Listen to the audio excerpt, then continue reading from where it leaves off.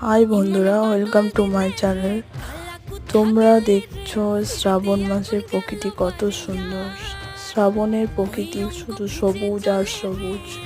দেখো, গোলাপ গাছে গোলাপ ফুল, বেল গাছে বেল ধরেছে, চারদিকটা শুধু সবুজ আর সবুজ।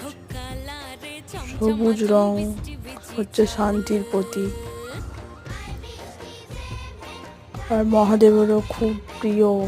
আকাশ দেখো, ঢেউ খেলানো মেঘ, খুব সুন্দর প্রকৃতিকে দেখতে লাগে।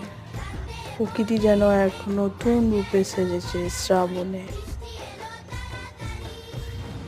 এখনো গ্রামের পরিবেশে এই রকম গাছ, এখনো সবুজে ভরা গ্রাম, প্রকৃতিকে খুবই সুন্দর দেখতে লাগে।